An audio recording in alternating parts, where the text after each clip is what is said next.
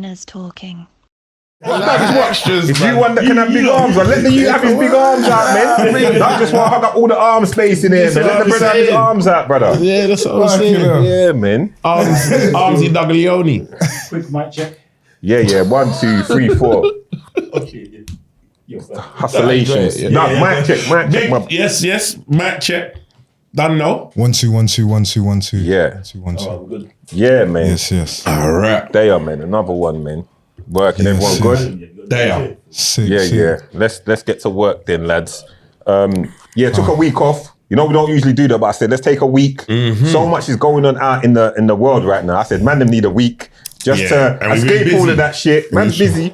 And we need a week to just escape all of the mess, the mix-up. But then as we escaped the mess and the mix-up, there was more mess and more mix-up. You see it? But we're going to get to the mess and the mix-up. Before we get to that, let's talk some positivity, talk some good stuff. Big up Ufi, get big up. Yeah. Big up Justo. Yeah. Big up Justo, man, because he's keeping it honourable. Good guy. You understand? Good guy. A lot of people, sometimes they might not understand where he's coming from with it because they can't understand someone like that. But we know what he's dealing with. Yeah. So big them man up. Big up Made You Think. Big up Trillery Banks. Trillery Banks show is officially launched. So we have to big her up, man. Yeah, she got a pod in it. Come on, that's a friend of the show. Generational pum pum, she told, man. Generational. That's what she said. She said she's got generational pum pum, you know. From the ancestors. She said it's from her lineage. Pum pum's ton up. From the lineage. That's what she said. What did she say? She said generate her nan. That's why everybody's going. Nan Nani was ton up. Man must have bare picky in that. Or maybe not, because it wouldn't be as it was still generational. Yeah, generational still. Generations came from that context. She didn't give because when she but yeah, big up Trillery Bank show, everyone go check it out, like, subscribe. What was going through your mind when she pulled out the sex toy and put it on the dinner table? That was mad, you know, like literally the thing about Trillery is like before everything, like I was when I was doing music, like trying to do music hard, like she was one of the first people that was proper like, wow, this girl's amazing. Remember when she did that tune, Come Over My Yard, link up to you. Yeah. Like, you know, the thing is, like, you know, when people got like mad lyrical ability and they're just sick, but obviously sometimes they'll never really get the credit. But then sometimes I just listen to the way people rap and the way they put words together, and I'm just like, like that's real talent when you can see someone do that, innit? So like it's good that she's doing the podcast, but I definitely want to see her keep doing music. Oh, she has to keep doing music. Yeah. She has to keep doing music, you know but it's good for her to explore another lane at the same time. Tap with her audience, like get piece of the pie that's supposed to be hers. 100%. And she's opinionated, she's got things to say, she's confident as well. So, you know, we big up our females, them that's doing our thing. We big up our beautiful black women. This is what I'm saying. Big man thing. Every time, bro. Without them, there's no us. But with that, we have to come to the, you know, what's been going on out there in the of course, in the social verse. Yes, it's mad. It is. Let's talk this Ginger J business. Big man team. You know. Yes. Before I say anything, everyone's seen what's gone on. Ginger J. Yes.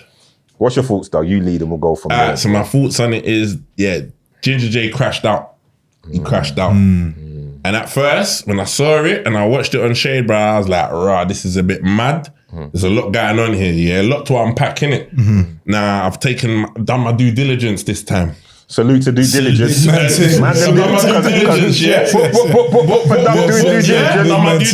it's a serious topic. Because Doug does not do due diligence. Doug does diligence. And listen, shout out Bouncer, because Bouncer posted some stuff and he kind of delved deep into it. Yes. And also Miniature. Miniature posted some stuff. So you just watched them, I watched them man's team, but I watched and then that made you go back. It inspired me to go watch some of the clip, right? I hear you. So on Ginger J's thing, this is my findings, is that the crash out, bro, we got to be in control of our emotions. Big man thing, we're all big men. Like some people can draw you out, but you got to understand, read the room, understand the way you are, what's going on. Yeah. And control that. You get me? 100%. But while watching it now, I realized that Ginger J had answered the question. And they just kept probing him. And they kept probing him, same like they probed the other youth. Do you get what I'm saying? Who's the other youth? So the youth who is right on the very end said that he dates outside his race, but he says he has, he don't mind dating black women and whatever. He said basically his thing don't discriminate. Do you get what I'm saying? And they got onto him. Do you get what I mean? And I think Ginger J explained himself so many times and they kept digging to the point he just had enough. But let's get to what he said, though. Yeah, no, what he said. Because I understand why. I see the gaslighting. Let's get to what he said. What he said is mental. Bruh. It's mental behavior because, listen, man, love the sisters them. Do you get what I'm saying? I love all women. You get what I'm saying? My thing don't discriminate. Do you get what I'm saying? But if this is how you truly feel, you got to kind of leave that in its closet and not really put it out there into the atmosphere. Bro. Yeah, you got to archive The digital footprint. Yeah, you can't leave a digital footprint on that. You say it has to be untraceable, but it has to be fresh. Untraceable. Tiptoeing around that way. Tiptoeing around that because we live in a world now where it's hard enough for the But you could say he's standing on his truth. He's standing on his truth. Yeah, that's his truth. But there's the way that you deliver the truth. Do you get what I'm saying? And what it is for the sisters, them, it's hard enough as it is as well. Do you get what I'm saying? And then it like, you know, like calling out the hair thing and this, that, and that's something that I don't know, like I'm bored in it, so I just crack on in it. Do you get me? But for the sisters, them, that's something that they've had to deal with, and they all have their own maybe securities and insecurities with all of that. Do you get what I'm saying? So to dig out the sisters, them in that sort of way, and you know what I mean, and crash out on them. You can say you don't like black girls and you don't date black girls, but the crash out thing is a bit mad for my, you know what I'm saying? Some men agree, some men say they agree with him though. Well, I know there's a lot of man say they agree with him. Don't get twisted. I'm Yeah, having this let's debate. talk for them, man. Let's talk for them, man. Let's talk for them, man. Let's keep it real, because I'm not agreeing with him still. Yeah. The only thing I agree with him on, and I agree with him strongly on, black hair is beautiful. A black woman's hair in its natural state is beautiful. Yes. Like, I think it would be great if there was a level of confidence more to show that, but you know, through time and memorial, slavery, this and loads of things, that's the confidence in the black hair has been maybe taken away. Not even maybe, has been taken away. Because, bro, like, you see, like when he was rocking an afro the other day, and I was thinking, like Zizi had the afro the other day, she looked sexy, black. Yeah. She looks sexy. Black hair's nice. Like they're trying to play our hair and make us not feel as confident in our hair 100%. and stuff, you know? But that's another topic. But some men, what was you saying about it, boss? Because you had something to say. Oh, you're trying to draw me out already. Nah, you had something to say, bro. Say it. Say it. Controversially, I agree with him though. Big man, it's not looking good, bro. Just so you know, we do not agree with or hear what we're saying. Let him speak his mind. Let him speak his mind. Bro, what do you mean you agree though? First of all, let me just like preface this here and say I'm a person that exclusively dates black. That's facts. So just that's put that out facts. there from That's now. facts. But go on. But now, what was he saying? His argument was this: I don't date black women because they don't know how to be put in their place. Now, for me, I'm like, does he have a point there? And for me, he has a point. Black women don't like to be corrected. Black women dare try to chastise them. They don't like that. Dare tell them their roles and responsibilities. They don't like that. And I'm not speaking generally as in black women in total, but there are like a subsection of black women out there that you can't tell them anything. Ain't that women in general though? Nah. Well, I can only speak on the women, black women I've dated. And I only date black women. So I can see with black women, I know that. I don't know about all women, but definitely the black women I've dated, I've noticed that. Not all of them, but I've noticed it. What is the... You're contradicting yourself though, Callum. Say again? You're contradicting yourself. You're just saying You bad government. you only know black women, but only black women do it. No, I'm not saying only black women. But I said the black women I've dated. Was like, ain't that all women? No, because You said you lack experience. Go on, Dub. No, my thing was because same thing I explained to my boys. I was watching a pod today, a show, American show, and it was about like the OnlyFans models, and they were basically arguing the fact that even though she's given up her stripping duties and all of this, why would a guy then take her past into consideration? Yeah. And the brother on the show was basically trying to explain it. He broke it down like, yeah, once man knows your past, yeah, it's going to change things because I want my woman to be pure, this, that. And even though he kept on breaking it down, the girl was not trying to hear it, yeah? And it was a couple of the girls that weren't trying to hear it. Do you get what I'm saying? And I think it's one of the, and it reminded me of watching what I watched on Black Chat, where man are explaining themselves and the gal ain't trying to hear what man are saying because in a way it triggers them in a sense, or maybe not trigger them, but it's this argumentative state where they're just trying to argue their point instead of actually just saying, okay, I hear what you man are saying, I think differently, but I hear you man out. And it's just, so when you're saying it's black women in general, like I don't think it's just black women. Yes, black women can be tougher because they've had to be tougher because of how life treats them, innit? Do you get what I'm saying? So it sometimes can come across that they're tough in a way that is confrontational or whatever and that, but they're already stigmatized with that anyway, because people will say if a black woman rises up her voice and talks in a certain way, all of a sudden now she's aggressive. Do you get what I mean? And all of this, so they have to deal with that in life anyway. So I don't think it's just exclusive to black women. I think it's women in general, but I feel like black women get stigmatized with it because they're black. Do you get what I'm saying? And it's harder for black people. He's saying, no, in his experience, though. Yeah, in his experience, yeah, of course. But I feel like I think it's across the board. I think it's across the board. Yeah. I think, because there's women of all races that will give you attitude, obviously. There's women of all races but there's bare women nowadays, especially in today's society, like, they don't want to get put in their place. You even say that sentence to them and they're going to be triggered. Yeah. Because what are they? Children, go stand in the corner. You see, I understand what he meant and what he was trying to get. I think I understand what he was trying to get across. I get what he was. I feel the like delivery was wild. But watching the show, have you watched it? Nah, I just seen the clips. But I just feel like the put in your place bit where he got mad and said the put in your place bit was because there would been a constant 10, 15 minutes, 20 minutes of gaslighting him to the point. No, they pushed him to the edge.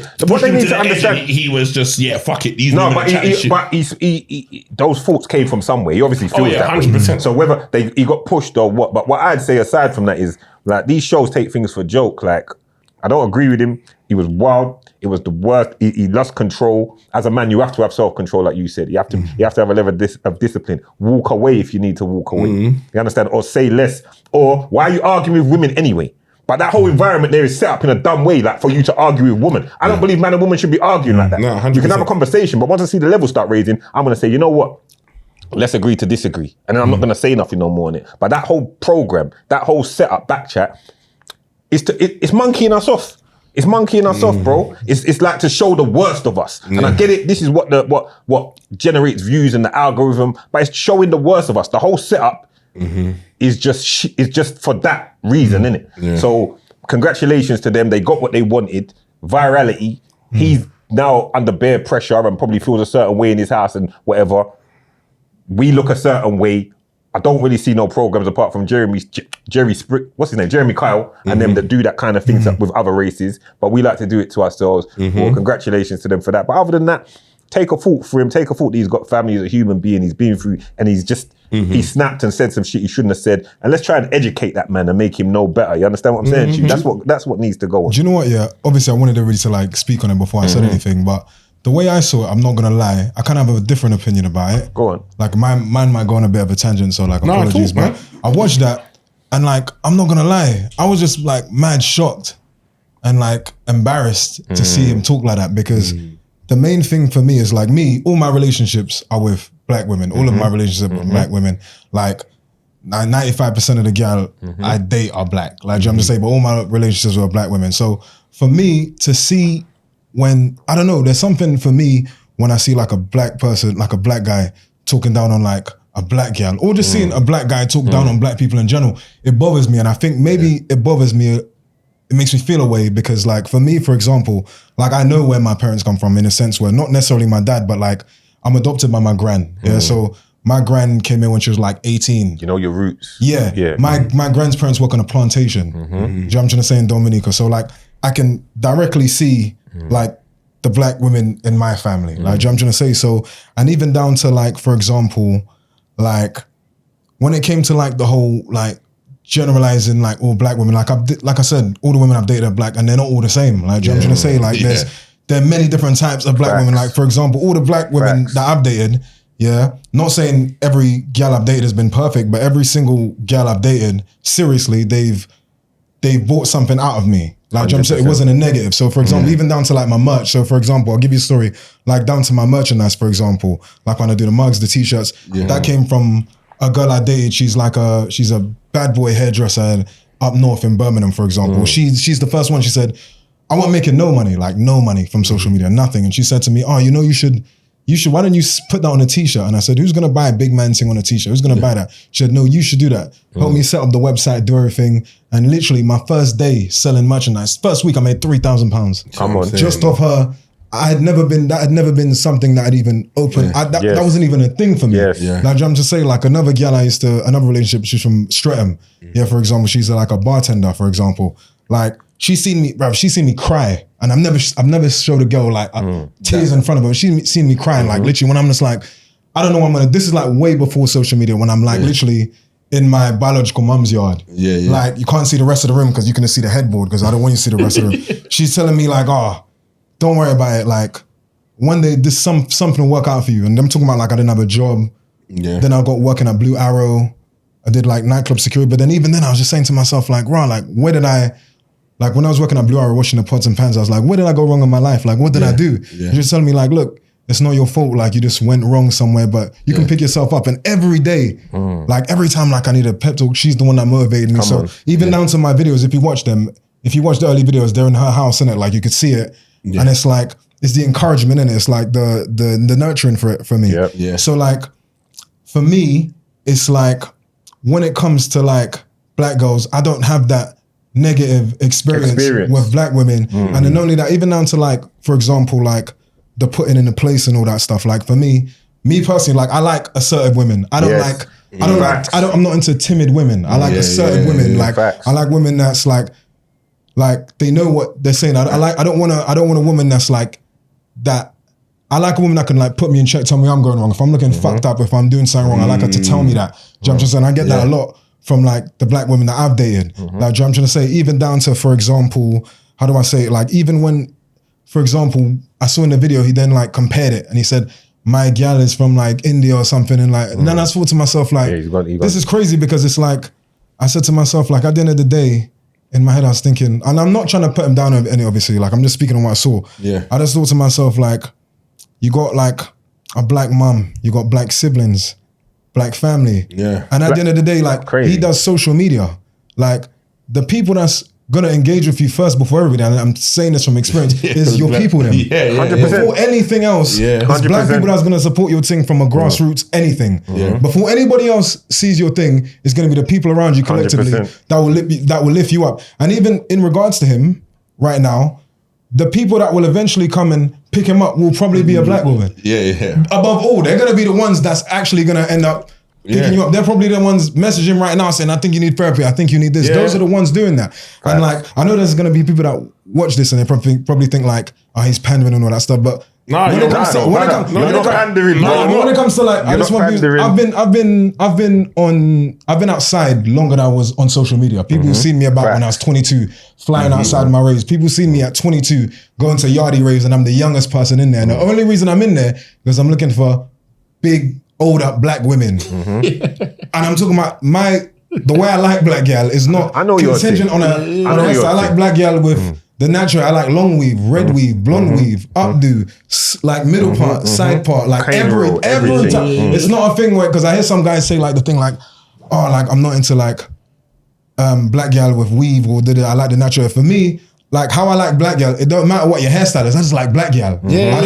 So like, it don't matter what kind of black gal. I like skinny black gal, fat black gal, super fat black gal, old black gal, tall black. It's like black gal. Like the other day I went to the post office, see a guy where I was like, yo, do you know what I mean? Then I go to another, I'm like, fuck it. And I'm just like, do you know what I'm trying to say? Like, you know what he's looking, I'm just like, do you know what I'm trying to say? So for me, like when I say like I really like black girl, like that's like, and people seen me out before. If anybody ever seen me out, I know your thing, bro. You're gonna see me for like 9 times I said you're gonna see me for like a dark skinned black girl, super BBL. You're gonna see a long weave, chocolate, pretty face. That's what you're gonna see me with. So like watching that, I just felt to myself like more so disappointment, because I thought to myself, I understand obviously we'll have traumas and all that different type of stuff, but this is why I feel like at a certain point as like a man, nobody gives a fuck about nothing else that you've been through. You got to learn to, like, it's a harsh reality for everything, but nobody, and now the thing is, the last people that will give you grace is black people. They'll be like, oh damn, you're going through it. But in the regular society, nobody cares. So it's like, I'm not saying that you can't work on your traumas and you can't have the things that we carry. But at the same time, you know when you've gone to get a job and then you're looking around at everybody and your traumas and anything that you've been through, none of that matters at this point. All that matters right now. You know what I know? We don't even talk about them because nobody cares. Yeah. There you like literally. And the thing is, you said the thing about like regulating emotions, for example. Like to me, like I understand being triggered, but then like I feel like when you get to a certain point, like as a man, You need to get to the point when you need to regulate your emotions for everything because you can't be crashing out over words because we live in like facts. We're grown men. We're in the point right now where somebody cut you off in your car, somebody like you're gonna throw away everything for words. But bro, we know this, and you're. And you already know. You already said me like. But you're emotionally mature enough and developed enough to deal. I know I am. You know you are, and the room is. But you also know a bag of man that aren't. Yeah. And that is an example and it's just, and like we saying, like Jay in that situation in that room, you got more to lose than everyone. Do you get what I mean? So it's not even like that's my thing about regulating. It's like I know that what we do, I'm very aware of. But I'll be real. I'm in rooms If that's certain me, things, if that's me, I'm taking the cameras. I'm pulling SD cards. No one's leaving it. You think this is coming out? I'm taking SD cards. And also to touch on what you said I think I'm joking. about the black women being black people being the first to kind of come to man's comfort or to. I see a TikTok thing. Like it was a TikTok. It was a clip I saw on social, but it was Ginger J with like bare girls. And they were chatting to him. This like the day after it all kind of leaked. It's black women that are kind of talking that are there to help, like in the process of even though they kind of was insulted, they were the first to be there to kind of support them. And they will be. And they always will be.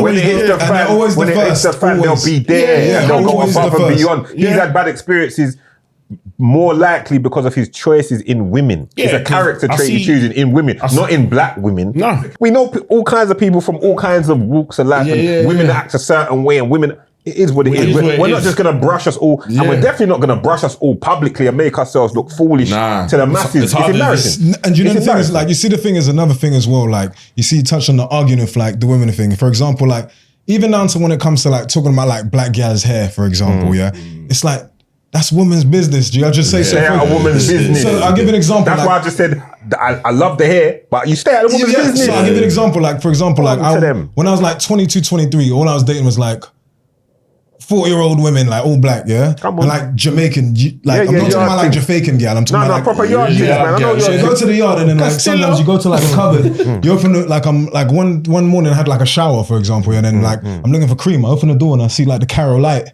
in the corner. I'm like, oh shit. So I don't know what that is, and it sounds like, what's this? And then she's like, oh, it's just my cream, and I was like, why has it got a light-skinned lady on there? But then the thing is, like I like in the back of my mind, I knew what it was, but then obviously.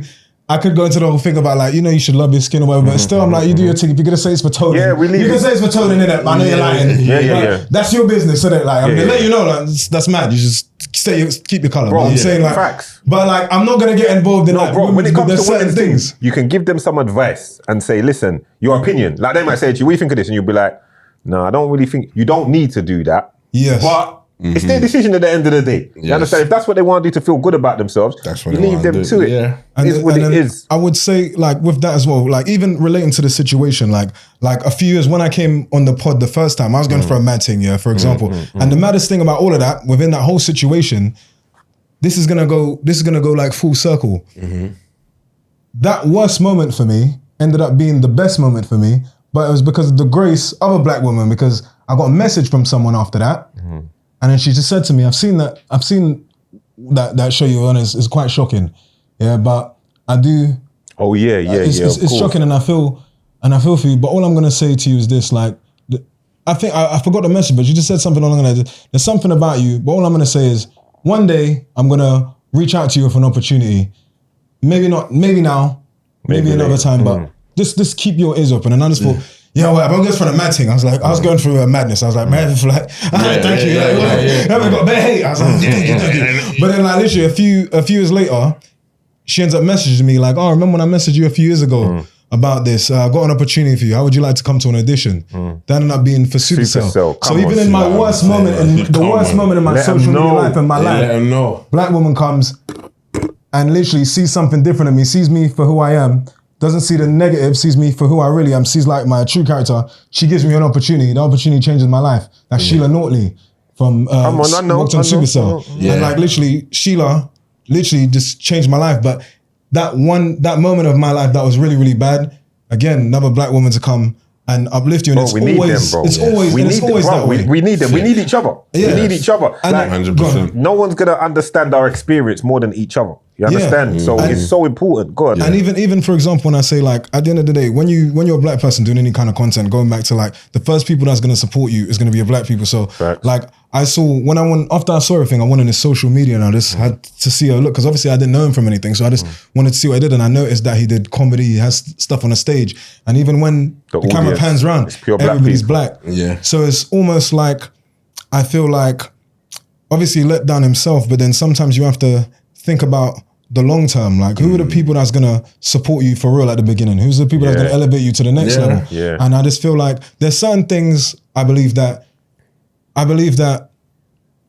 you can come back from, but I feel like in this situation, I feel like obviously he did like a response and all that stuff, and he kind of doubled down on it or whatever. Crazy. Sometimes you just have to come out and apologize, and because all the backlash that he's between getting you, is well deserved. He should get that. I've been laughing at all the comments when I see that. The girl is going crazy on him. I think it's well deserved. It's funny as hell, man. There's some girl wrote the gingerbread man. I'm just saying. Yeah. I saw all of that. I'm just saying. He should have apologized and kept it moving. No disrespect to him. I'm saying the comments are well deserved. No, what I'm saying is sometimes just come out and say sorry. Like it might not fix it. It might not fix the situation.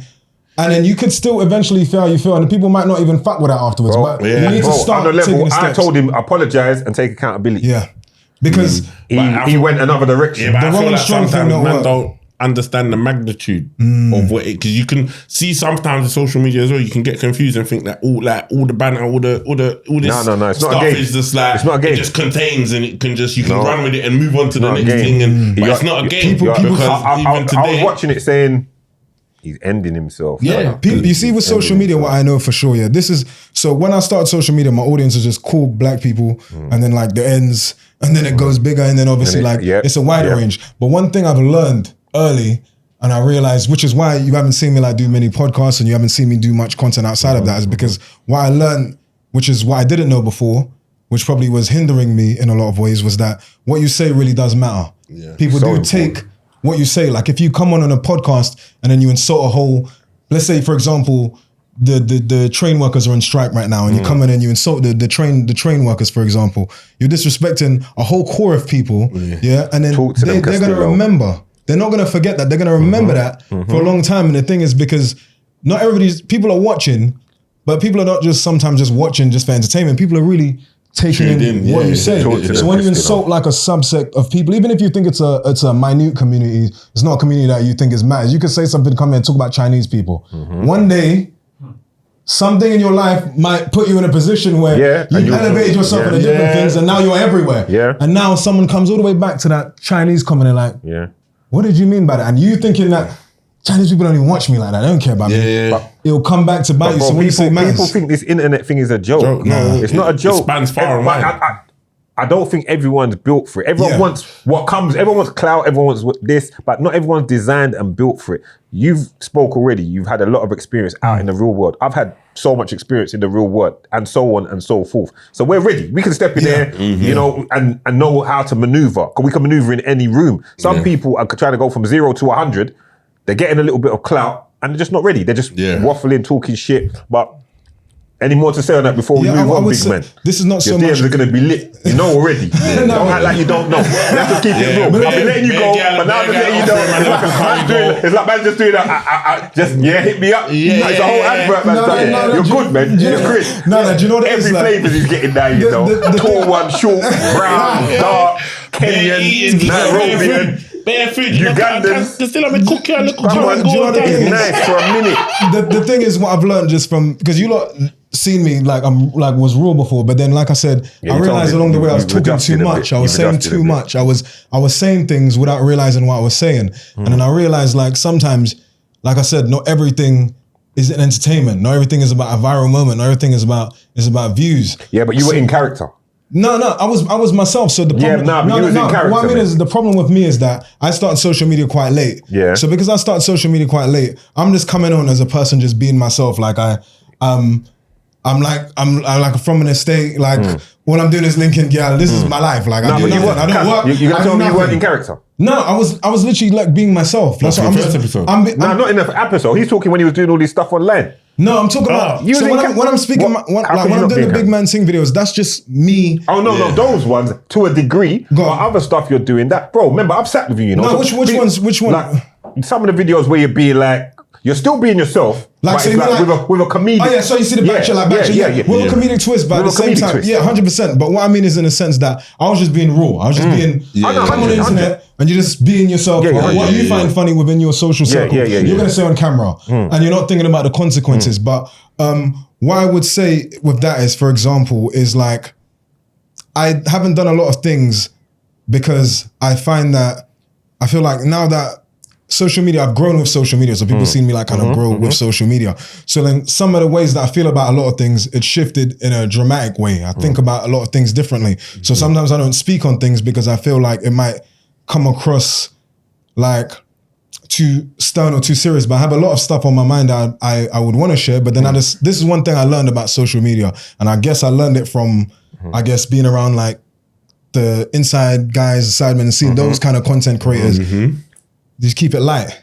Yeah. Just keep it very on the surface. Bro, keep it light. That's the blueprint too. That is the blueprint. That's the blueprint. That is Less is more. At times. less is more. But one thing that I would say though about that is that it, in some ways, it does stop you from being authentic. But at the same time, my thing is, I started off authentic. Do you know what I'm just saying? I started off I think you're being authentic. myself. But then I stifled it because I said I was talking too much. Yeah. I was saying certain things without thinking about the consequences of what happened. So for example, even when I came last time and I was talking about certain things, I was looking at it from my perspective of like just reactive, angry, this is how I feel, it's not fair, and then obviously when you do some real soul searching, you do some thinking, that's when your real masculinity comes in. You have to say to yourself, look, you're gonna sit here and complaining about things that's going on in your life, but look, be for real, you caused that. You did that. This outcome wouldn't be the same if it wasn't for you doing that. So when you're linking bare girl and you're doing all the things, this is the causation of that. Do you know what I'm just saying? If you get a girl pregnant, this is the causation of that. Like, do you know what I'm just saying? You have to, after a while, you just have to stop making excuses for it. And this is something that I learned because life ain't got no time for no excuses, bruv. And it's a painful lesson when you finally realize that, bruv, nobody cares about the excuses. And it hurts when you finally learn it. And your mum is not there to pat, and it's okay, like, it's all right. And it's just you and your mirror in your yard, your friends progressing, you just chilling. What did I do? Like, where did I go wrong? Like, what did I do? And you gotta ask yourself. So then at some point, I think that's what happened to me when I just had to sit down and be like, bruv, the results of what you're going through in your life right now, that's a you problem, bruv. So nobody wants to hear that shit. No. I'm just saying. So I do hope, for example, that like, I feel like you will learn from this. I feel like, I'm not gonna lie, like I had backlash on social media, but this is some crazy That's backlash. levels. There's levels to backlash. This is some crazy There's backlash, levels. bro. There's levels to this shit. That's why when you're saying like your thing, I'm thinking, brother, your thing's light. Your thing's light. People fuck it. Even in your but even in your worst, it's nothing like this. Brother, I was going on my finger. I was going I was moving like a girl, like the Real Housewives, bro. I was like, you see this thing? Look, update. Look, you got TikTok of him now. Look. And then today I was in the car and I see the pen game and I was like, oh, jeez. Yeah. And I said to myself, that's why I said it's peak over there still. Because at the end of the day, like I said, you can offend many people, but when you offend the core people, yourself, and you offend them, people like to say that us black people can't get people cancelled and get you out of there. We can get you out of there. Depending on what it is, we can get you out of there, man. But I would say this just to say this about him, and it's not defense, because like I said, he needs the gal and cussing him out. You need that. But I would say, just for that, he said certain things in his outbursts, like in regards to like his mother, and I don't want to speak about his mom and all that. That's his person. But I would say, like, I know a lot of guys that had complex relationships with their mom, and I know guys that don't like their mom, and it's a crazy thing to see. So I would say that I just hope for him, like outside of social media, because social media is nice, but fuck social media. And like you gotta go outside, in the real world. Like you want to be able to walk outside and breathe and like, you know what I'm trying to say. So I hope that it's a learning lesson for him. And then even if you got to come on and social media is packed up, bruv, you got to focus on real life. Like let's work on the real life, innit? So I don't wish him no harm, and his mental health and all that stuff, I hope. Because social people act like they're like Teflon on social, but when you see the comment, you get a voice note like, you fucking dickhead. Like, it's just pain, it's scary. It's real like that. It's not, and the thing is, like, everywhere you go, like, you go to the Black Wave, you go to the Yardy Wave, Afro Nation, Yardy Wave, you might have it's all of them. Do you know what I mean? So I do just hope that, like, he kind of heals with that, because at the end of the day, like, you wouldn't want someone to like hurt themselves or do harm to themselves because of social media. Do you know what I mean? That's that. You definitely don't want that, man. Do you know what I mean? 100%. Yeah. I agree with you, bro. I agree with you strongly. But yeah, big up the black girl, big man thing. Brother, you're nice, man. You just gave a 20. I gave a 25-minute monologue. Like, you're good, bro. You're good. You're covered, bro. No, do you know what the thing is? You're the poster boy right now. No. Man's making sure that hair product's selling extra fast. No roots, man. No roots is out now. No, but the thing about it, like I said, it's just. Nigga, you're gonna go on for another 15 minutes about this. I was there. I like this. Like I said, like it's really just. Girls to know that. For me, like I said, it's really just stemming from like. Nah, we got you, from man. my mum. Like I said, my mum came at Windrush times. I know. Like, so bro, it's deep when you rooted, see that, man. you're just like, bro, it's deep rooted. Yeah, it's like, deep rooted, man. That's mad. It's I deep just want rooted, black man. girls to know that, man. Castillo, Appreciate all your cooking. But yeah, man, we covered it, and it's only right because we do know the lineage. We know where we come from. We've been to the villages. We've been to where we originate from and seen our dark skinned family members, our dark, beautiful. Yeah, and brother, you've said it. You've covered it. There's nothing more that needs to be said on that, man. We said it, and I think it needed a half hour for us to touch on it because they can't. They can't diss the thing. They can't diss the thing. No, so we have to deal with that. But moving on from that now, boss, let's talk the hair product you got out right now. Yes. Soul Glow Noir. You remember Soul Glow? I see this man doing bare Soul Glow and all of a sudden the hair's down. Man turned Tarzan out in these streets. Hair down every minute. Nah, that's funny. Talk to me. Why didn't you have your hair down today, bro? Keep the consistency of what's going on out here. I gotta look somewhat like intimidating to some degree. Talk to me. Now talk to me. Noir what? Let me get the name. Noir Roots. So basically, the reason I made it, I was asked like years ago, people always say you should make like hair products and you should do Noir Roots. Because basically like obviously my hair is kind of like part of like my image, innit? People, do you know what I mean? So like for me, the reason everything happens at its right time. So for example, like obviously I do the merchandise and all that different type of stuff, everything trademarked and all that different. That was its time. And I'll go into that as well. I'm just in a legal suit right now. But yeah, like literally, with that, I just said to myself, I was being asked to make something like that for years, and I just said to myself, I don't like what I'm gonna do. Like my following is like 90% men, bruv. I'm about to start doing L'Oreal adverts on my fucking page. It's mad. But then again, just told me like, what's wrong with you? Like your whole thing is you making money and generating income, monetizing off yourself. That's what you do. That. She said like, there's one thing you know how to sell, and that's you. Your phrases, your slogans, and that's, I can't lie to you. I can sell a lot of things, for example, and I can, but I can't. The best thing I can do is present myself. So for example, if I'm gonna, like I lost like 30 pounds like 2 years ago, yeah? So for example, then I did like an ebook. I only talk on things that I do myself. So if I do it, I can talk about it, and I could make a product from it. But I can't just say this and then sell it to you, for example. I can only sell something that I use and I use myself. So with the hair thing in lockdown, me being a dude, like when it comes to my hair, although it looks like I know what I'm doing, back then I just brushing my hair, whatever, using every product. So what I did, I went to the shop and I bought like a hair oil. And I put my hair, I saw in the shop, and you know the black hair shop, it's got bare products. I saw like an oil, I was like, fuck it. Did it, put it in my hair, and then literally like 2 weeks later, I braided my hair. 2 weeks later, I took the braids out, bare my hair that started coming out in chunks. I was like, what the fuck, bruv? And obviously, I'm used to having long hair in it, like my whole life, not my whole life, but since I was like 15, used to having afro, then it goes to like curl. So I said to myself, rah, like I must be going bald, bruv. This is quite traumatic, bruv. I was like, this is what men talk about when they say like, it's a very traumatic thing. So I said, shit. But then I realized it wasn't that my hair was dropping off, it's that product, that oil, that shit that I bought from the shop. I didn't read the ingredients, it's just buying oil. So then in lockdown, I just made my own. I found out all the good stuff that works with hair, like, and then I just made my own oil, all natural oils, and I just made my own stuff. And I've been using that ever since 2020. That's all I've been using. But I never shared it because I'm like, you just want to say about that, bro. Like, do you know what I mean? So then a few months ago, somebody said, you should put that out. And I said, nah, like, why? And she said, you should put that out. Just do it. Just put out. See what you did. So then what I did, I just began doing my research, seeing the thing. First thing I did was made sure I sent it to a lab, got it all tested, and I got something called the CPSR. That's a cosmetic. So basically what that means is that I needed to get certified in order to sell it to people, because I don't want to sell something that brings harm to someone, and it has to be all natural and it's from me. So I got it certified, everything above board by a toxicologist, certificate, everything.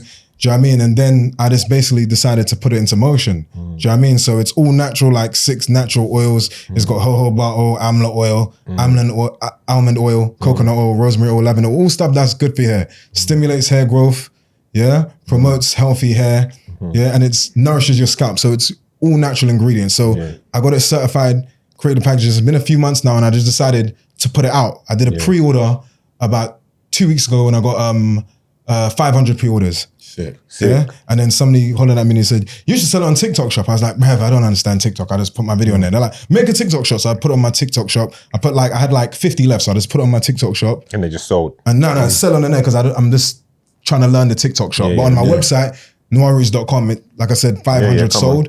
So like literally, it's a great thing for me because I do love social media. I love doing social media. But what I love the most is the business. All right, I got a question for you. Yeah. I'm sure you've heard this before. Of course. But you're one coolie done. Your hair's gonna grow all outlandish anyway. Yes. Suppose this one of my Nigerian firmer haired kind of dons. Yeah. Course. Yeah. Is it still gonna do the business? The thing is, Nicky wants some of the Nicky Cooley wants some of the noir roots. He's already thinking it. So can we pattern him at some point? Of course. He wants the noir roots. Cooley brethren. So when I made, funny enough, when I made it, the main thing I did when I made it, I said the main people that's going to consume this is going to be black women. So I need to make sure that all the ingredients is safe. So is it mainly based towards women? No. So it's hair oil, so it works. So these are the hair types. So it works for 4A, 4B, 4C. That's coarse hair. That's black hair. Also 2A, 2B, 2C. I myself is I'm a 3A, 3B, or 3C curly hair. So it works on all those hair types. So it works on all hair textures. And funny enough, when I did it, obviously there's not many men that are going to go into their hair regimen, for example. So I thought all my customers going to be women, but the man them money. But times have changed now. Man them are taking care of their experience. You had me at hair growth. You see what I heard now? I was like, yeah, bro, I need to top of that.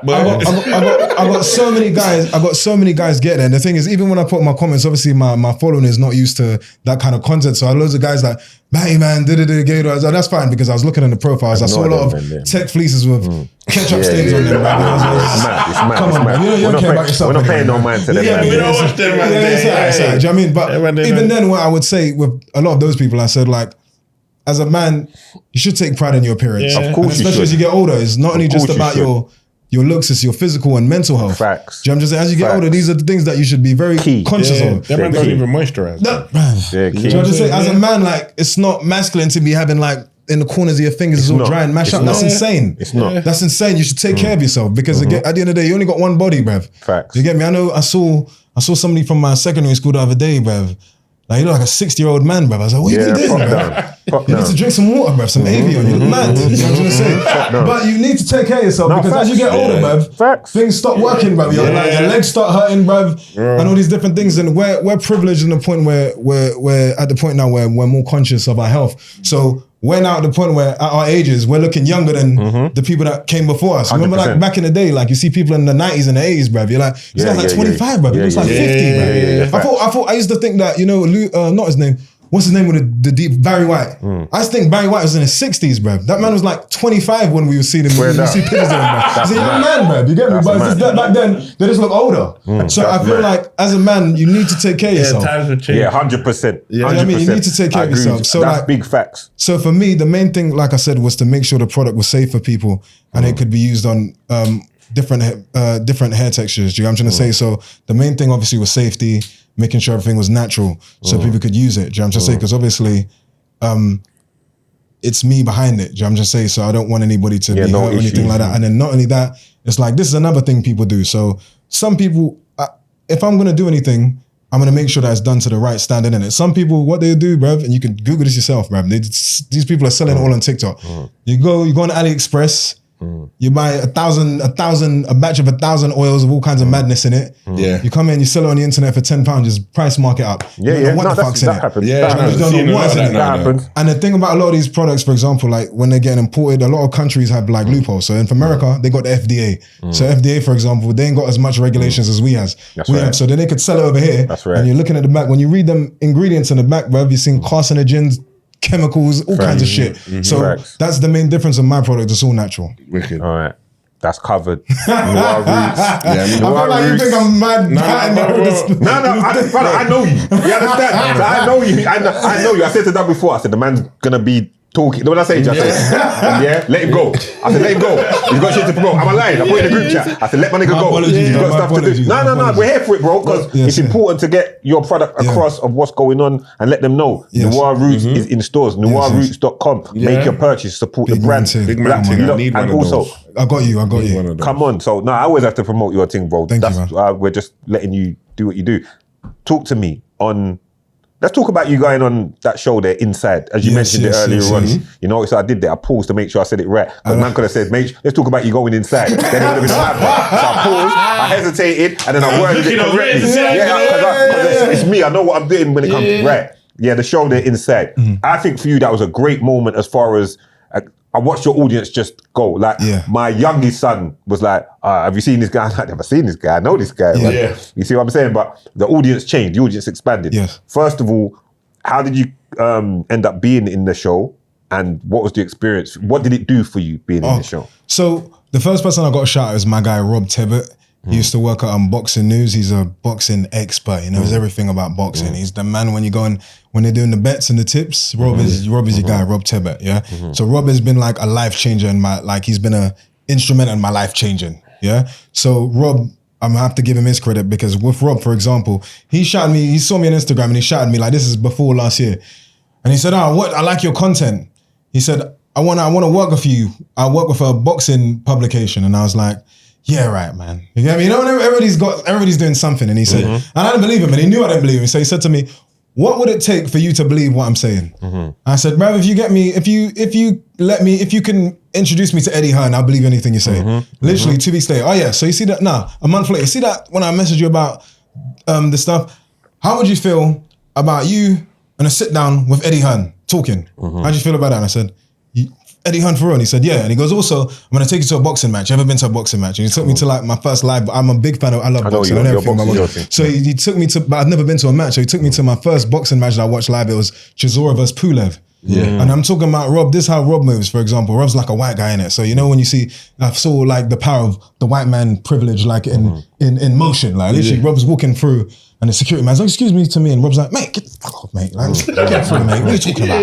Get in front, we're front row, just there. And I'm like, Rob, is this, you know these people? And Rob's like, of course I do, mate. Like, you know what I mean? And we're sitting there, I'm like, this guy's the real deal. Then did the Eddie Hearn thing. But me and Rob, he's become one of my best friends. He's because not just because of opportunity, because he's a sincere person, a very down to earth, real person. Rob calling you, checking on you, how you are, talking about your family. I don't have many people around me. For my birthday, like he's the only person that was at my birthday, like him, Gail, and Rob. I'm just saying, like that's how he is. Yeah. So like for example, and then so he said to me last year, he said, there's a show coming up soon.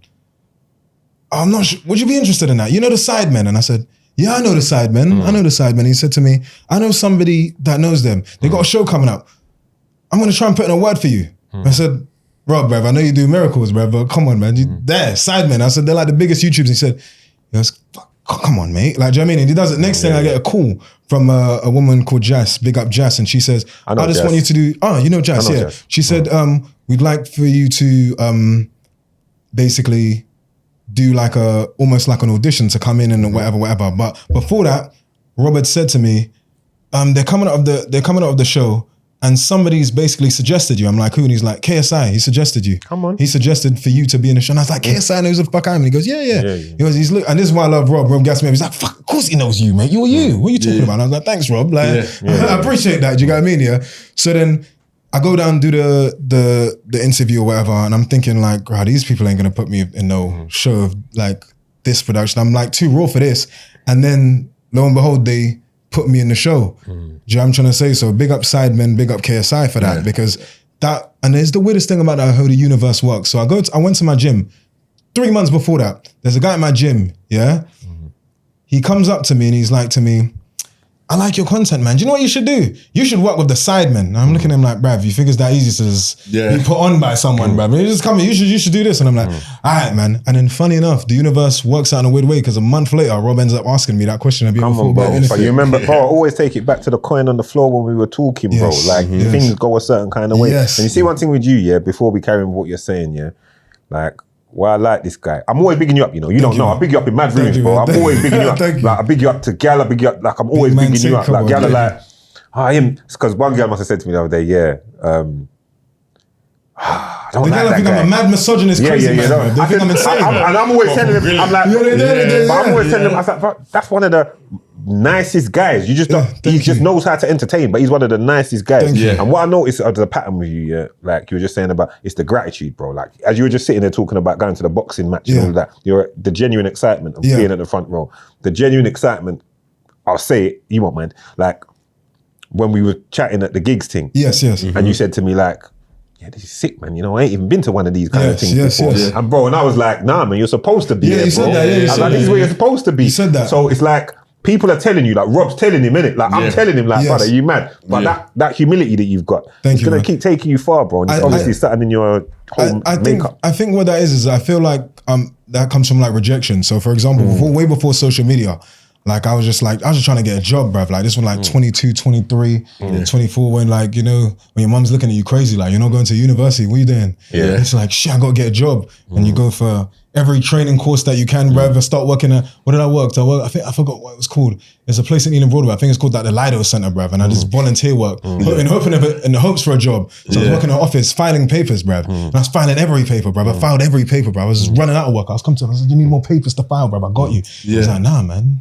Take it easy. Like Job just said. And I was like, is there a chance that after doing this, I'm going to get a job? The guy's like, nah, man. I was like, man, fuck the Lido Center, bruv. Fuck you, man. Get a job here, bruv. So then get SIA badge, kitchen for anything I can do. But the main thing I experienced in a lot of those situations was that, like a lot of rejections, call center jobs, like rejections, no's. And it's not a thing that, I know what it is. It's not a thing about like, it's because I looked a certain way. I didn't have a face title enough. And it's because I just wasn't good enough. I was very introverted and shy and I couldn't conduct myself in an interview. I was like head down, not looking at someone in the eye. So it was my fault. But because of that, when somebody does give me an opportunity, I appreciate it because I know how hard opportunities are to come by. People don't understand that. People, just even somebody putting you on to give you a job. Some people think, bruv, like, it's just this amount an hour, bruv. Just even the helping hand of somebody giving you a job, it's a big thing, man. Opportunity, bro. We share in there. I said it the other day with Colin and, not Colin, with Austin and Twin. Same thing. Yeah, opportunities are hard to come by. But all right, back to the house. Did Fanta Light ever hit you up and do some business? Bruv, do you know the weirdest thing about that is, like, even with that, like, so Rob, he's like a mad analytics guy. He must, when I come out, he goes, mate, like in the, like on that third day, when you went nuts or something, when you started yelling at everybody, he goes, you know, you was like the biggest Google search in the UK. Fact. I was like, what? And he's like, yeah, and he's like, also, if you type in Fanta, he's like, that shit is like up there. Because all he does is look at analytics, innit? For me, I just like Fanta because they're low calorie. There's 0 calorie. You can lift weights, bruv. You can bulk. And drink 30 of them, bruv. It's literally nothing. Right? This is best shit ever. Are they cutting a check because we're not doing any more promo? No, exactly. Easy with that so promo, basically, that's what I realized. Like, I should have said Tango, bruv, because Fanta is owned by Coca-Cola, but they don't need no fucking promotion, bruv. But then what I noticed even going there, Rob was like, bruv, you realize like when he came out, they were moving that shit to the front of the stores everywhere. Bro, you made Nando's Fanta and everything. So I said it had a huge impact. But that's your power there. That shows you, give you an idea of how powerful a word from you can be. One thing I've learned from social media, which is why I think a lot of people should do that have moments, and because I've had a lot of viral moments, like it's not looking good, bruv thing, like that's one of my biggest like money makers, like the mugs, everything, like literally just sells. So one thing I noticed is that that you have many viral moments and you can have many big moments, but the important thing is to not sit on it and let that become you. Don't live in that big moment. Like, yes, I had a huge wave, Supacell, everything last year, huge wave, but you can't live in that moment and then because I know people, bruv, like you see them and like they're talking about, they had a big tune about 4 years ago, bruv. Nobody cares, bruv. You're still living that. Trying to go on raves and get free food off it, bruv. It's wrong. Don't do that. It's mad. Like, do you know what I mean? So me, I accept the moment. I acknowledge the moment. I take it in. You have to look forward. Okay, And what's just keep next? it moving. again. It's Yeah. not. It's not. It's not. What's next? It's, Keep it moving. Yeah, you can't Yeah. stick on that because I know some people. You get a big moment and he's like, yeah. Man, I'm dining on things Yeah, from the yeah, 90s, yeah. and the Yeah, 80s. yeah. And People, bro, I know people from my state where they're still talking about like, yeah, back in the day, I was still running things. I was like, bruv, nobody cares now. Yeah. bruv. The thing with Like, back in the days is back in the days, isn't it? Yeah. exactly. Fuck. So Give then, a like, fuck. for me, that was an amazing moment. But going back to what you said about everything changed. So that goes back. So you see what you said about your son and all that stuff. Yeah. So that isn't going back to what I was saying before about responsibility and being aware of what I'm saying and being aware of how I conduct myself. Because now it's not just the man them in my Yeah, the ends. audience is. It's like I'm people's with you children. now. Yeah. See, People's this is why children. this is my guy. You know, see that kind of level of thinking, Yeah. that level of understanding. But I'd say anyway, because you're a guy that's constantly evolving. Your growth, like even from when we sat down and had the big conversation. Yeah, How see. many years ago was that? I think that was about 3 years ago. 3 years ago. Right. Yeah. 3-4 years. You, how your demeanor and everything, I can see that you're still the same person. Yes, you're yes, still yes. like this, but I can see your outlooks. Yeah, Your outlooks changed a lot. 100%. It's like, for example, like with Inside, for example, Sidemen's audience, they got a lot of a big demographic of children. So then when you're like going somewhere and then you're seeing a mum, now it's gotten to the point where someone's dad will know me and their children know me. And then because my audience, I got like 50-year-old white dudes that follow me like from out, like them kind of man, like, do you know what I mean? So I got every kind of audience. So then for me, it's just being conscious of how you conduct yourself, because at the end of the day, I just think to myself, like somebody's coming up to me and they're telling me, oh, take a picture of my child. They're entrusting me. Yes. And their child is, Yes. obviously people don't like to say that they're role models, and I wouldn't look at myself as a role model, but that's not something that you can choose. People see you how they see you or they don't. Yeah. And children are impressionable. So if they see you one way, that's just how they're going to see you. 100. So I'm just saying I'm just looking at it like, I need to represent myself in a way where that child's parent can look at me and say, I feel comfortable with my child knowing this person is a level-headed, I respect you, bro. straightforward person, because at the end of the day, it's like, that means a lot to me, like what people's parents think. big deal, that, bro. that means, I know some people just think like clout and clickbait and all that stuff, but it's very important to me. It's Like, deeper than that. bigger You're picture, it's a bro. bigger picture, Bigger man. Yeah, picture. People 100%. don't understand that. It's a bigger Yeah. picture. Much bigger. bigger. so like to me, that's like a big thing, man. And it's like, you know, people, obviously parents go to bat for their children, innit? Do you know what I'm trying to say? So when they see you and they're looking at you, their kids like, oh my God, and they're like, Fanta, and you're looking at the parents and the parents looking at you. I want them to know that I'm a person of sound mind. Yeah. And you're, bro, and to spin all the way back to what we're saying, you're aware that you're representing yourself as a black man Yeah. to this wider And audience them as well, impressions, bro. and that impression lasts a long time on these long- people a as well. long Do you get what I'm time. saying? 100%. But did you go in there? Let's go back. Did you go in there because you smashed it in there? Thank I you, was man. watching. I think I hit you. I told Yeah, you at the you time. did, You were you did. smashing it. Like the way you were playing the game, brilliant, entertaining, everything. You made that season, in my opinion. Yeah. Like, everyone played their part, but Thank you you. were the, you Thank know, you. the star. The thing did you go in there to play to play the game and the way you did? So basically, Eating the Chinese and that, No, so- brushing your teeth tactically. Everything was. So basically, when I went in there, so I had a conversation with Rob. I said, Rob, I don't know, man. I said, these are like proper like influencers, man. These people are like, I'm like, I got my small audience compared to them, and I said, how do I do it? And he looks at me and he goes, you know what to do, man. He goes, you know what. He goes, the same thing I saw in you. You don't need any direction. You just be you. And he goes, don't try and go in there and trying to be some polished guy. That's right. Be you. He goes, I already know you're not a mad guy. He goes, I know you know exactly how to be, just the right amount. So then when I went in there, the first thing I said is, obviously £1 million. I'm like, I have £1 million. But then I'm a realistic person in it. I've got that mindset where it's like, Rev, don't count money here that's not in your pocket, bro. Right. Don't be planning out shit that you're trying to buy and you ain't got the money.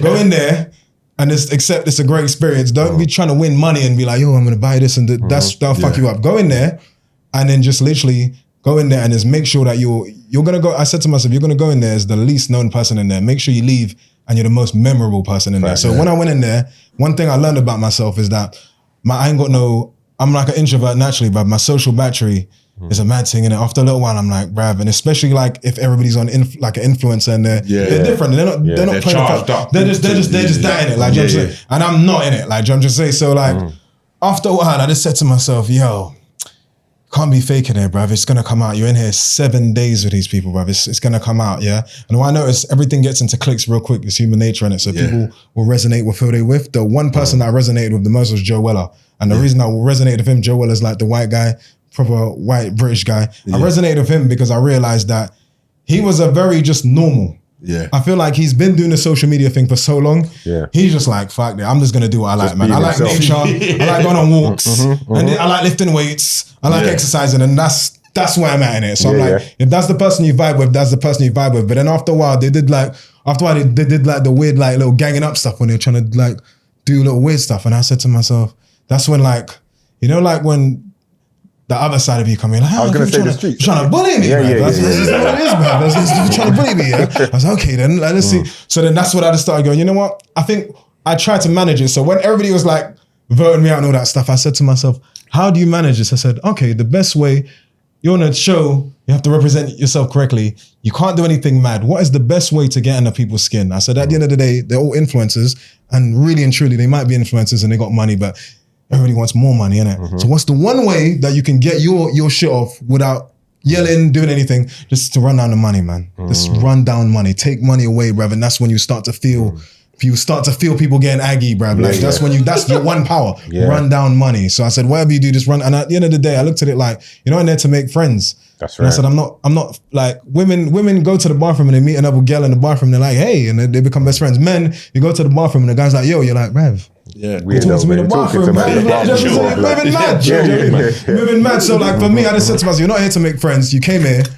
Nobody knows you compared to their audience. Make sure you leave as the most memorable person. So I just said, bruv, just go in there and just be, if they don't like you, bruv, you're not meant to be liked. Just be yourself. And if nobody facts. resonates with you, bruv, they don't resonate with you. Yeah. And then thankfully, like when I left, I think the real gist of it, bruv, I feel like nobody wants to see a bunch of influencer people there trying to get money, bruv. Period. Like people's like, you got money already, bruv, you're trying to get a million. Facts. So my thing is, if you take that away, They ain't got then nothing to everybody give. watching is gonna be like, yeah, no money for nobody. Like, do you know what I mean? But outside of it, I learned a lot from it because I realized how influencers move, and it was the biggest life-changing opportunity because that I would say the combination of that and Supacell at the same time, bruv, that was like life-changing. When you're seeing like all these, I didn't realize they had such a huge audience. And then going back, Two different audiences Two as well, different bro, but audiences, you but- just wrapped all of them. yeah, but the thing with Sidemen like and KSI, you realize that their power, man, their power is nuts. Their power is insane. And then the maddest thing about it, I gotta give him a shout out, like KSI, bruv, like he is 100% the nicest person I've ever met. It's insane, and I learned a lesson from him. That's when I decided to become more giving in my life, bruv, because I've you never saw how seen a he was. man so nice, bruv. So I must have messaged him like after the show. I messaged all of them. I said thank you very much for the opportunity, and that's it. Never asked them for anything. I said thank you so much for the opportunity, and that's it. After the show, shaking hand, thank you for the opportunity. Thank you already. Thank the staff. Thank you already. Thank you. Yeah, because I was like, I felt it. I was like, wow. And then I've never asked KSI for anything. The only thing I've ever messaged KSI is happy birthday on his birthday, and that's it. But then I'm not going to say any names, but basically I have someone like family member to me. He's in university. He wanted to drop out. Yeah. And then I said, wow, like, you know, I said to myself, young kids, man, you can talk sense into them, but they don't listen to that. They listen to their peers and everybody else. Facts. But people that know stuff, like, do you know what I mean? Even if you've been there and you told them, they don't give a shit. Like, do you know what I mean? So I said, it's like they will listen to somebody that they watch. So then the first he didn't want to go to his third year of uni because I think he maybe didn't do as well as he thought. So I said, right, man, this is insane. His mom said to me, she was really sad. She was like, I just don't know what to tell him. So I said, who is the one person that I could message? I said, this is a long shot, man. I never messaged this guy, man, because he might air the message because he got bare followers. I just messaged. I said, hey, man, I sent him a voice note. I sent him a voice note, innit? Like, just please, like, know somebody's going to drop out of university. Could you just please send him like some sort of words of encouragement? I'm expecting him to just send a voice note. Bruv, about half an hour later, I see a video. Man sitting in the car, so I know he's on the way to something. And there's a lot of space in the car that he's in. And it's a mad color. And I was like, this is a spaceship this guy's in right now. He looks like I don't think he was in the UK. He was somewhere else. My guy sent a 1 minute and 50-second video. Breaking it down as to why he should stay in university, why he should focus on education. And I sent it to him and he's staying in uni. Well, I'll co-sign that. I'll co-sign that because I told you that before already. He sent a birthday message for my little son when he was 10. You know? And he didn't just do it. And now that you've said it, you made me look at that. He didn't just do it by himself. He did it with the sidemen next to him. See what I'm I saying? made them all say it. There's like saying his name, da da da da. But the youths in school were saying it's AI. That's it. They didn't want to hear it. It was too much for them. And he didn't have to. They weren't trying to give He man didn't that have glory. to do that, bro. It was just the pattern that as well. He didn't have to do that. He didn't have to do it, and he did it, and he overdid it. Yes, that's and what I'm saying. my respect for him is He's different for that. He doesn't get the credit that he does, but he's living proof to me of like this. Somebody else told me this, and I said this must be the secret key. So you know who Ben Davison is? He trains at AJ, he trains Tyson Fury. He now trains at Talma, boxing coach. I did an interview for Talma like last year or I think it was early this year, and I spoke with Ben, and I said, like, what's like? How he's got his own gym? It's a bad boy gym, like his own gym. Yeah, it's like costs like $1 million. His car, he got the matte black Range. I was like, damn, man, like this is wild. I said to him, and like he's just so like blasé about everything. I said to him like, what? Like, how'd you get this stuff? And he said, he just looked at me and said, the key to like everything is to like do something that you love. And don't do it for money, just do it because you love it. Yes. And he said, and the second thing, you got to give. He said, if you don't get anything back, you just got to give to people. He goes, I meet somebody in the gym, I spend time with them, I nurture them or whatever, and their life changes, and I don't expect nothing back from it. He goes, it's just that he said, like, me giving that to them means a lot more to me, and then I'm blessed because of it. Then it's the same thing as KSI, and I said to myself, like, this is a mad gift, even down to KSI's brother Deji. I filmed some content of him like a few weeks ago. We was talking about Tekken. Deji looked at me and he said to me like, you play Tekken? I said, yeah. He goes, you good at Tekken? I said, yeah, I'm sick at Tekken. He goes, okay. Then he goes, I'm like ranked in the top 500. And I was like, oh, rah. Then I started thinking, okay. And he goes, if you can beat me 3 out of 5 times, I'll give you 10,000. And I said, what? And he said to me, then this, then he goes, we can even film it. And then he looks at me and he goes, we can put it on your channel. Yeah, sick. Like he benefits nothing from that. Yeah, and that's what I'm talking about. Giving me, just giving me, like literally just like that. People need to hear this and understand what's going on. So the power of giving. It's first time he's ever meeting me, and I said, these guys are something special, man, because that's a rare quality. So then for me, like when somebody stops me with their kid or somebody asks me for a video, just do it. Bro. Just do it because I know it means a lot. Do you know what I mean? Each one teach one, bro. That's great stories. 100%. Moving on from that, let's talk Supacell now. Yes. You was in Supacell playing the baby guy. mad. Played that part well as well, you know. Just saying. Choose my bridge and I'm telling you, nah, man, he's a good guy, man. See that guy that looks after women, he's a proper good guy. That's just elite level acting right there. You understand? Yeah. Bro, talk to me about when you first got because Netflix, this is why I say you're big out there. Netflix, because when Ratman was here, he said, yes, Netflix big up Ratman, man. Every time. Netflix were interested in you for the part. That's what he said. They knew about you. He said, this which must have been your, say her name again, please. Sheila Norton. Big up Sheila. Yeah. Sheila must have already suggested you and so on and so forth. So that's how it came to bear. Yes. So what's your memory of it all happening? So like, for example, like when Sheila called me to do the audition and then I did it, first thing I had to do was like a video audition, like so on my camera. Yeah. So like the whole scene that I had to act it on my phone. Like, do you know what I mean? So I was practicing and I was just trying and so whatever. Then I sent it in, they said, oh, they like it. Then they call you in for an actual proper audition. And it's not the name of what Supacell's called, it was under a code name. So then you go in and I go in and it's like Sheila, a guy called Sebastian Theo, big up Sebastian. Sebastian is like the director. So big up Sebastian. Yeah. So it's him, it's Sheila, Sebastian, and another girl. And they're just sitting and they're like, okay, go. You just go audition. So you just go, imagine right now to stand up in front of you lot and start acting that scene. Yeah. So imagine, I've never done that before. So you just got to do it to the best of your ability, yeah? Yeah. And afterwards, all you see is this. No reactions. Okay, can you do that again this time? Just do that. Yeah. Okay, just. And you're like, oh, this is crazy, bro. This is mad. Your nerves on edge. You're like, I'm performing. I feel like I'm tap dancing, bro. Like, it's like, damn, I'm performing in front of you. I said, this is crazy. But I said, you know what? I said, life, you progress in life, the price to pay sometimes is embarrassment, bro. So if you feel embarrassed, bro, you better take that right now because it's a real deal right now. So then I did it. And then afterwards, she said, thank you for that. And then go about my business. Yeah. 3 days, like a week later, I just get a call from Sheila and she put it online actually. She put it online. She's like, unfortunately, they did like your audition, but obviously after some review, they've kind of seen your social media stuff and they're kind of not keen. I was like, I just said, I understand because I was expecting it. I said, no, that's fine. Thank you for the opportunity. I said, no, I'm just joking. You got it. I was like, oh, Sheila played too much. Sheila, you played too much. No, but that's good though. But do you know the funny story about that though? So you see that scene, like when she told me about that scene, I was like, nah, man. I said, the one part I get on the raping, man. I was like, man. Yeah, you played it well. But then He played it well. But then she said, you got superpowers. I was like, all right, cool. I'm not just a waste man rapist, like a flyer. I was like, brother. Be real though. Don't you think he actually acted out the part and played it well? Like the whole thing, the bad guy, everything. Like, and even, because I know the acting skills and being able to tap into like dark thoughts and knowing how outside can be. I could see it all because I know him. Yeah. I know what you must have done to get yourself there. Talk So to me then about what that. they did as well, yeah, big up Ratman, Sheila and Sebastian. What they did, they say, before we film that scene, we're gonna get you're good, but we need to get you just right enough. So after you pass the audition stage, they put you for acting coach. Yeah. So we went down to the acting coach, all paid for, big up Netflix. So literally go there, and it's just the guy. I'm really upset with myself. I forgot his name, but he was amazing. Yeah. So what he did to me, he said to me, I just want you to you just gotta relax a bit. And I said, what do you mean? He said, what I want to do, and he did this technique. It's an amazing technique. He said, what's your favorite song? Right, like what's the song that you put on and it just makes you feel like the guy, yeah? And I think it's by, it's Rick Ross and John Legend. It's on the Maybach. It's on it's on God Forgives I Don't.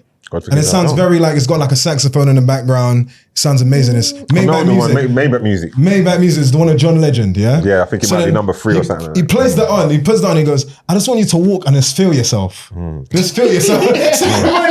You're walking like you're in an action movie. You're just walking around like, yeah, like you're the guy. And he said, you see what you're feeling right now? That channel that. Yeah, and he goes, I want you to feel like that emotion. You see how you just lost yourself and you just felt the music and you just felt the vibe, like you was just immersed in the thing. He goes, that's how I want you to feel. So let go of who you are and all the qualms and how you look and how you feel and you look on camera and all that stuff. Because he goes, there's a camera there, put it on. Forget that. That's why he put on the music. He goes, forget that. So then you forget even the camera's there. Then you just start saying, say that bit. And then when he goes, no, but when you say it, I want you to like feel that, like trying to thing. And then I remember the guy that I was kind of channeling when I was that scene. You ever seen a movie called For Colored Girls? Of course. So that's a big movie, isn't it? So you should watch that. So it's kind of traumatic, but like it's a traumatic movie. So there's a guy in that movie. He was in Juice. His light skin. Remember in Juice, there's like 4 of them. There's the light skin one. And funny enough, he was older than everybody back then. But him, I think his name is Khalil something. But him, for example, in For Colored Girls, he plays the character like he meets this woman, he's like taking her to dinner. He's the nicest guy, he's proper suave, like proper cool gentleman, suit tie. And he ends up being a mad rapist. And you see the switch and it's like he goes to the house for dinner. And he's like watching her like, yeah, you look good, you look good. Yeah, gentleman. Then he just switches. So then I was channeling that kind of mind frame. But then a funny thing about that though, you see that same kind of role, I was offered that around the same time for another movie. You gotta stop holding that camera to your face, shit, buddy. It's that's what they said. You get typecast. They said, yeah, I can see that. Do you know what it was that movie? It's what's that movie? There's Kidulthood, Adulthood, and they made another one. Oh, not Another Hood. Some Other Hood? Another Hood, Some Other Hood. Yeah, Some Other Hood. So basically right around that time, before Sheila contacted me, I got another call from somebody said, yeah, we got a role for you. It's Jazzy, I think. It was Jazzy. Yeah. And he contacted me and said, we got a role for you in a movie, the upcoming Some Other. I said, okay, yeah, talk to me. And he's like, yeah, so basically this is the scene, yeah. You're in the club trying to move to gal. You touch the gal, we come up and we bang you in the face and we mash you up because you're chatting to gal, you're trying to grab up gal. I was like, that's my scene. Let's get bust up for me to rapist. I was like, nah. So when I saw the other ones for Supacell, I said, bruv, what am I putting out there, bruv? She knows, but you do have a superpower. I was like, okay. No, the superpower, the whole part, everything you did with that part, great work, bro. Great work. Thank you, man. Show a scene stealer as well. Like you made your presence felt. Are you in season 2? Sniper out now on all digital platforms, big man. I hear that still. But you know, one of the hardest parts was the intimacy part. So like the bit where I'm kissing her in the alley. So we had to have like that's when I realized that this is a big thing. Like, you got an intimacy coach. So basically talk to you about like, is she comfortable with you? Are you comfortable with her? Were you comfortable to touch? Etc. type thing. And I was like, this is efficient. Obviously, not to toot my own, but obviously I'm already known on social media. So then they already know who I am because they've seen me on social media. So then they already got their Raja. She already knows Raja. She played the part of you really. So she's like looking at me like I'm thinking they probably looking at me like, I've seen this guy on Instagram on all these shows. He's a prick, bruv. Like, I just say, I'm thinking now I've got to kiss her on all this stuff. And I said, this is insane. So it was great we had those moments because then they got to meet me just like you. Yeah, you guys met me. Bro, so then they saw me and they're like, different character. He's not a fucking insane, crazy man. Bro, because there's a big difference in you. This is why I like when we do the podcast and all of this kind of stuff, because there's a big difference in character. That's why you said in the beginning, like, but you're in character. That's what I meant. Because there's a big difference between what people see from social media to the you that I chat to and that we see here and all of this stuff. You're a good guy, bro. Thank you. Grilling. Yes. You was with Bonnie Blue the other day and all of that. Yes. What she smell? What she smell like? Perfume. She smelled good, you know. Jizz. She smelled good. She smelled good still. She smelled good. Yeah. Do you know what? One thing I said about Bonnie Blue, I've never met someone like that. Like in the sense where I said this in the thing, so I guess it's not an insult. Like I love boxing in it. So you know what? Right now, you see what?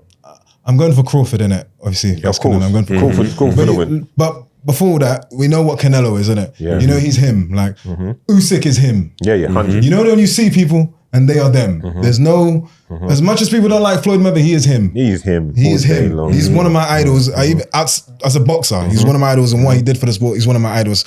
But for what she does, she is her. Because I've never met somebody so unwavering. Doug said elite. Elite hole.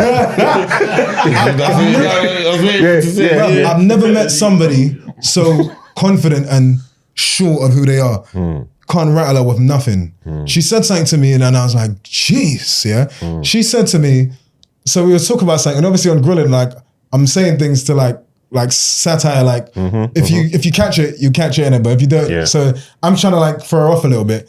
And then I said something about, she said, she goes, how about I could, it's talking about sleep with him. She goes, I could sleep with you and your dad. She goes, how about you and your dad in a video or something? I was like, my dad's dead. My dad passed away. And she said, that's okay. We could just get his ashes and put it into a dildo and I could fuck myself with that. And I said, wow. That's not elite hole. That's the final boss.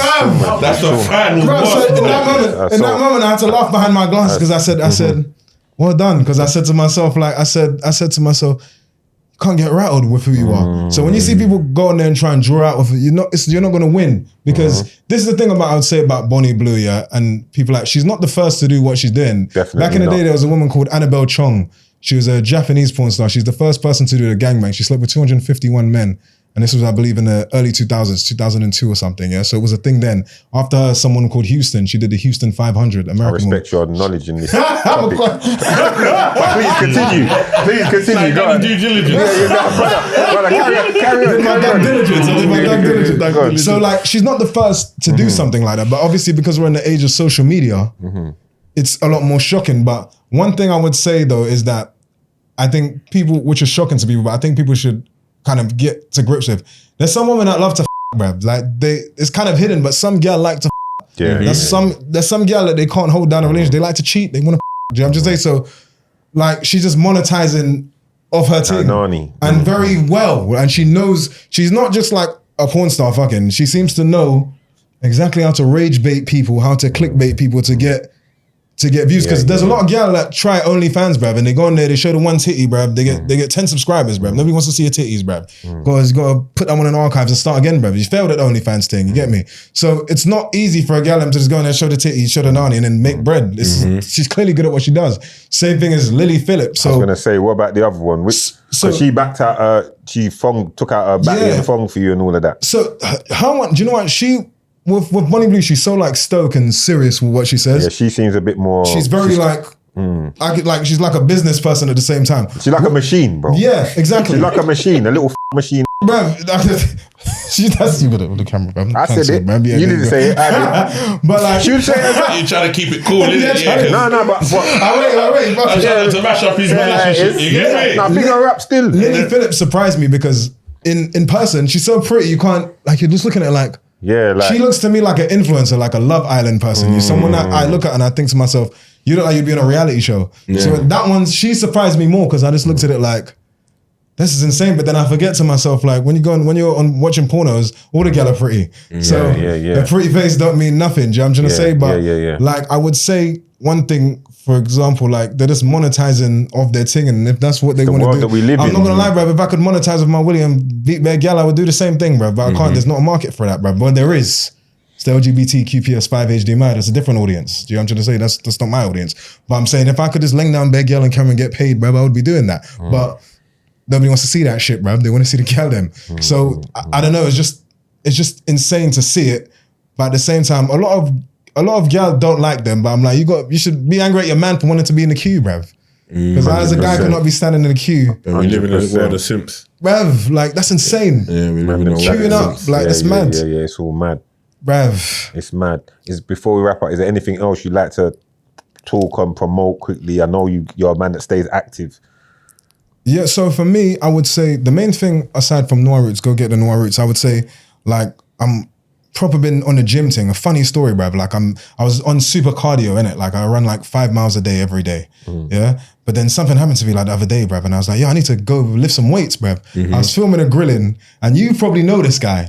I know somewhere down the line, one of you guys know this guy. Yeah. He's a security guard. Big as hell. I need to get his name. He's big as hell, bruv. Yeah. So, mad story. I thought I was getting set up and I thought I was going to get assassinated, bro. I thought somebody was going to Tupac me, bro. Right there, bro. So I was literally filming grilling, yeah? And then we're in an area, bare white people, yeah? So I was filming an episode of Anya Mac. She's in Baddies, yeah? So I just wrapped up one episode and then we're waiting for the next guest. So Anya Mac's American or whatever. So then we're sitting there, 5 cameramen. Cameramen, staff, 5 of Harry from Stand Up, whatever. Everybody's chilling there. And myself, I'm the only black dude there. So then sitting there, next thing, somebody walks up the stairs.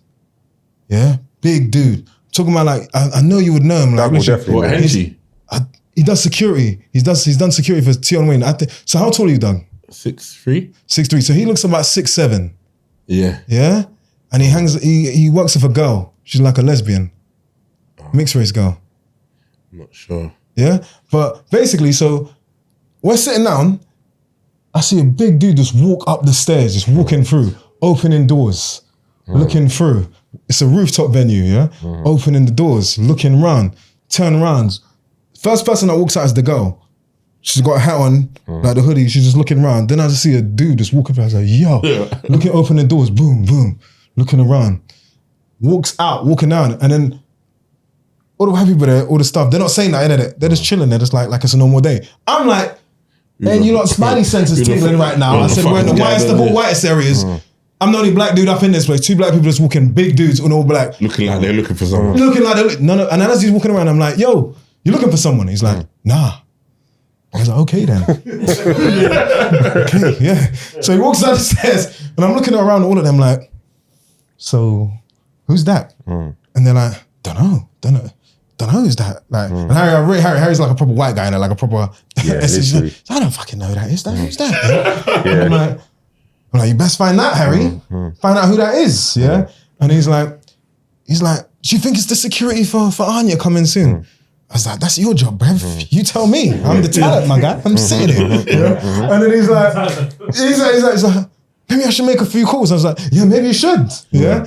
Then he's like going around and calling it. So then I start looking around like, bruv, I start looking around at appliances because I'm looking around like, aren't we gathering up arms right now? Like, what we doing? So it's a bar in it. So I'm looking around in the kitchen. I'm like, looking at things. I'm like, fucking spoon. What are you going to do for spoon, you waste man? Don't know, bottles. Bruv, come on, you're going to try it. He's going to slap at your hand and fucking uppercut you, bruv. You're a waste man. You can't use that. I see a little knife. I was like, oh God, you can't do that, bruv. That's 5 years, bruv. You're living mad. That's not you. What are you doing? We're not in kid adulthood now, bruv. This is mad. I was like, man. And I was like, bruv. And I'm looking around at them. I'm like, at any point, is anybody going to gather up arms or is it just me? And I was like, then I start making some decisions. Again, rooftop venue. I walk outside to the roof, open the door, and I was like, we're on a roof, bruv. Start looking around, I see steps, walk down the steps. I was like, bruv, it's a dead end. There's somebody's garden when you walk down. I look around this way, look around, I'm seeing road. So you got to jump off the roof, bruv. Brother, all the man did was walk in with a gun. You didn't threaten. It's the energy that's different. It's the energy that was just off. I hear it still, and bear in mind, we're in the, like, it's a private venue booked for this. It's not like an open venue. It's 11 o'clock in the morning. It's 11 in the morning, like, what's going on? And then when you're saying, do you hear for anybody? Nah. No, what do you mean? Nah. I hear you. I'm taking 40 cents. Open up the bar, look down for that. You're just looking around. Like, moving. Do you know what I mean? So what was it? So then I go, Harry, bruv, check downstairs, see if he's downstairs. Harry goes downstairs. And I know them. I've been in that building, so I know the temperament of the man them in there. And they're getting more panic because you're making them think now. So then Harry goes downstairs and comes back and he's like, mate, they're still there. And I was like, who the fuck are they, Harry? Like, who is it, bruv? And he's like, I was like, you called the people up. You called to see it. He called them up and he's like, he called up like the management and he's like, yeah, so we're waiting for Anya and we just want to know, like, have you guys got security coming first? They're like, no, our security's here. We don't know about any security. So I'm like, Harry, the fuck is this, that? So then I'm like, bruv. So I said, none of you lot find that a bit strange that you're in a venue locked up for this and there's two man just chilling, like two people just chilling downstairs. So I'm like, bruv, I start looking around at that little kitchen bottle open knife. I just put it on the side. I said, bruv, fuck this, yeah. I go to the roof, bruv. I just jumped off the roof, bruv. I just jumped off the roof. So look, let me bring that back here. Let me bring it back though. Let me rewind. Let me tell you what I'm wearing. I respect the honesty. You see what it is? I'm wearing this. I'm looking at them. Everybody's just wearing like Gap clothes, jeans and t-shirts. Jeans and t-shirts. I'm here. Rolex jewelry. I said, I'm looking like a lick right now. I said, bruv, I look like a lick right now, bruv. I said to man, this will go two ways. I could be on the blogs for getting robbed, or be on the blogs for jumping off a roof. I know the better of both. Jumping off the roof. So I go out to the side, bruv. Look to the roof, I look down. They're there. I put my leg like this, I just went, I just jumped off, bruv. I jumped off, had my hoodie on, bruv. Put my hoodie on, walk up. No, let me rewind actually before I jumped over. That's not what made me jump off the roof. I go back, let's run. So we're in there, and then we're looking out the window. I'm trying to get updates here. And Harry's like, you think I should call the police? I'm like, bruv, I don't know what you're gonna do, bruv. I know what I'm gonna do, bruv. I don't do the police stuff, but you do what you need to do. I know what I'm doing, innit? So then, as we're looking out the window, one girl's like, oh my God, there's more of them. Like a car pulls up. She goes, a car's pulled up. Your senses was Our car has pulled up. And I said, what? And there's two people downstairs. Yeah, they've gone to the car and two more people are there. And then one girl says, oh my God, he's got a belly on. Yeah. He's got a belly on. You say you made the right call, man. He's got a belly on, yeah? Sometimes man's too brave, you know. Sometimes man's too brave. Yeah. You know, man, I need to see what's cracking. Yeah, you know what? I'm stubborn, You can do that though. Yeah, You can do that though. You got size. I hear you though, my brother. You made the fucking right decision. No, but here's what the guy said. Self-preservation is key in this life, you know. Oh my God, he's got a knife. Bruv. Yeah. See? They could have tried to stab up my bridge. Bruv, all I did, you see that little thing? That's when I see that little thing I had behind the bar. I just went, go on the roof, bruv. I'm like, jumps off the roof, bruv. I thought you was already off the roof. No, I'm saying I rewinded back. So this is what made me jump off the roof. Okay. So when you made the roof thing sound better now. When I had they got valleys on. Yeah, you did the right thing. Fuck that. Yeah, I'm going out, jump, because I'm said, when they come in here, bruv, they're not after you lot. I said, you know what, white, bruv, they're not coming after you. I said, I'm the lick right now. This is me, bruv. I'm the target, bruv. I got a shiny arrow on me. You was. So I said, I'm out of here, bruv. And I said, let's go two ways. I said, if everybody in here would just run up, punch him, I said, we can have a fighting chance. But I said, logically think about that, bro. I said, that guy's about 6'8", 6'9". Yeah? Your fist ain't even gonna travel to his face, bruv. You're gonna swing, and it's gonna go, it's gonna just miss his face, bruv. Yeah. And then after that, bruv, it's body slam time, bruv. Yeah. Boom. Like, do you know what I mean? Body slam, German suplex, Chris Benoit, crippling crossfit. You fucked up, bruv. So I said, yeah, roof, bruv. Jump off the roof. Yeah? Got my hoodie on, looking at the side streets, bruv. Went to the car park, get in my car, turn your thing on, and I'm chilling in there, yeah? I don't know what's happened to them, innit? I said, if they came there for you lot, bruv, you lot was on the menu that day. I did say, we should jump off the roof, innit? Like, but like, literally, then Harry calls me back, he's like, where you gone, mate? I said, yeah, I'm just driving around. I'm in a car park, you know? I'm like, bruv, they got this guy kidnapped, bruv. They got him tied up right now, and he's asking me where I'm at to find out. I said, bruv, I'm driving around. I'm just driving, man. Man, them know the streets. I'm just driving around, bro. Yeah. I'm driving around. And he says, goes, I said, have you found out who them people are yet? Yeah, I just went downstairs, and they say that they're security. I'm like, for who? I didn't ask them that. What's going on, yeah. And he was like, bruv, I just called the police. And I said, you called the police? You're forgetting you with white people, bro. Yeah. No, I'm happy you did that, bro. They're going to call the police early, bro. But you know, but for us, we're by ourselves. Yeah, you know that they're not going to help us. That's what I'm saying. But you know, for them, I said, you do that, bro. That's what they're going to do. He goes, they've come and everything. I said, okay, that's cool. So I'm still not buying it, bruv. I'm like, bruv, they got you tied up, bruv, and you're trying to tell me your concept. Real shit. Said, so where are you? I was like, bruv, I'm driving around, bruv. Why you keep on asking me where I'm at, bruv? Why you keep on asking me what I'm doing? I said, I'm driving around, yeah. And he's like, another 10 minutes later, I called it. It's all sorted, mate. False alarm.